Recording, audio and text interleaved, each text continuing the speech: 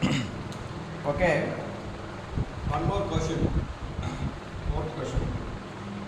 If alpha comma beta are the roots of the equation ax square plus bx plus c is equal to 0, find the value of alpha square plus beta square by alpha power minus 2 plus beta power minus 2. Alpha power minus 2 plus beta power minus 2. If c not equal to 0. Okay, so this one.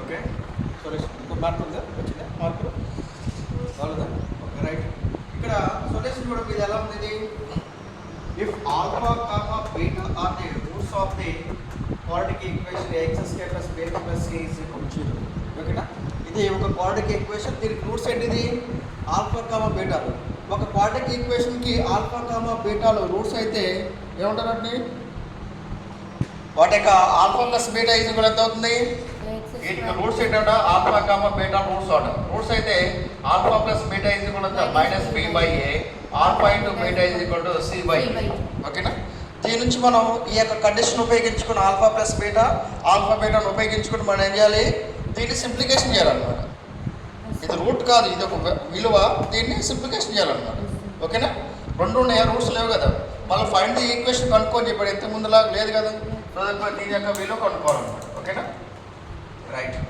given the quadratic equation is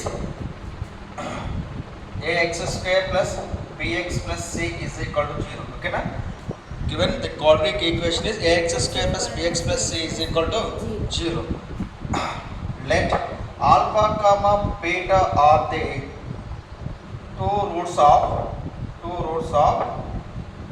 equation 1 యొక్క roots ఏంటంటే alpha comma beta order equation 1 యొక్క roots ఏంటంటే alpha comma బీటాలు వీటి యొక్క roots order okay వాళ్ళు ఇచ్చాను కదా alpha comma beta the roots of the this equation ఇచ్చాడు నేను అదే రాశాను alpha comma beta are the roots of the a x square plus b x plus c is equal to 0 ఇప్పుడు ఈ రెండు రూట్స్ అయినాయి కాబట్టి దాన్ని ఏం రాస్తారు sum of the roots alpha plus beta is equal అవుతామా ఫార్ములా మనకి b by a next alpha into beta is equal to c by ఇది ఫార్ములా కదా ఇదంతా ఈ పార్ట్ మాకు తెలిసిన పార్టే కదా ఓకే రైట్ మనకు కనుక్కోవాల్సిన అనేది ఇప్పుడు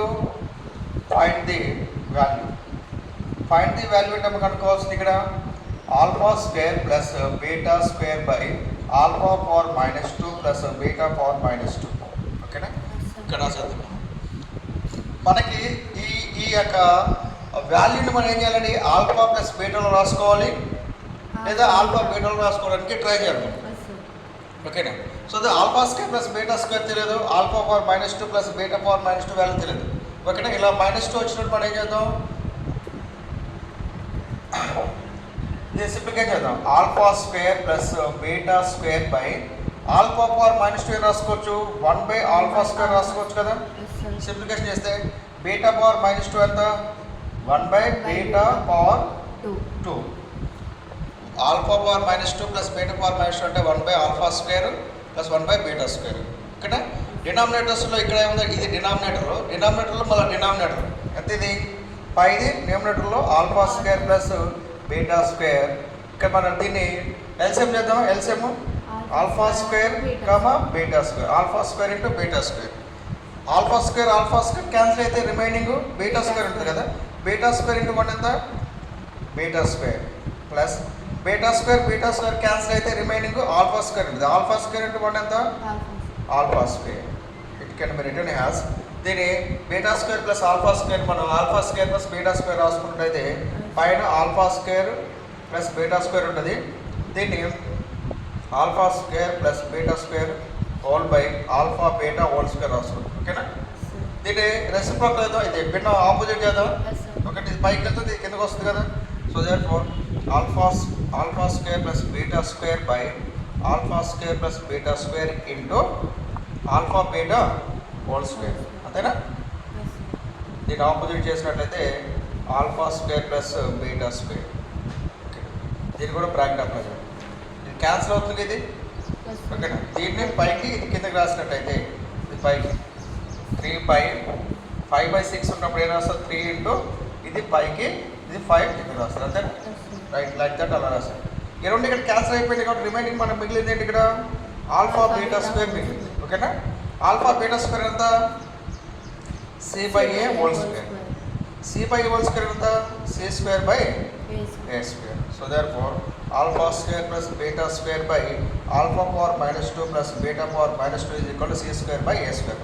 దిస్ ఈస్ ఆన్సర్. ఓకేనా? ఏమి లేదు ఇక్కడ ఒక క్వాడ్రాటిక్ ఈక్వేషన్ ఇచ్చాడు, దానికి ఆల్ఫా కామా బీటా రెండు రూట్స్ ఇస్తే alpha plus beta is equal -B/A, alpha beta is equal C/A. దీన్ని సింప్లిఫికేట్ చేస్తే alpha square plus beta square alpha square plus beta square alpha power -2 ఉంది 1 ఆల్ఫా స్క్వేర్ బీటా పవర్ -2 ఉంది 1 beta square రాసుకొని దీనికి LCM చేశాను. ఇది alpha square beta square LCM అవుతుంది. So therefore alpha square cancel అయితే beta square into 1 beta square plus beta square cancel అయితే alpha square into 1 alpha square. దీన్ని order రాశాను, పైన ఆర్డర్ ఉంది కాబట్టి. So therefore alpha square plus beta square by alpha square plus beta square by alpha beta whole square. So therefore ఇది పైకి వెళ్తుంది ఇది కిందకి వస్తుంది కాబట్టి alpha square plus beta square into alpha beta whole square by alpha square plus beta square. ఇది same ఉంది కాబట్టి క్యాన్సిల్ అయిపోతే ఆల్ఫా బీటా స్క్వేర్ ఉంటుంది. So alpha beta square C/A whole square. So C/A whole square. So C square by A square answer. Okay.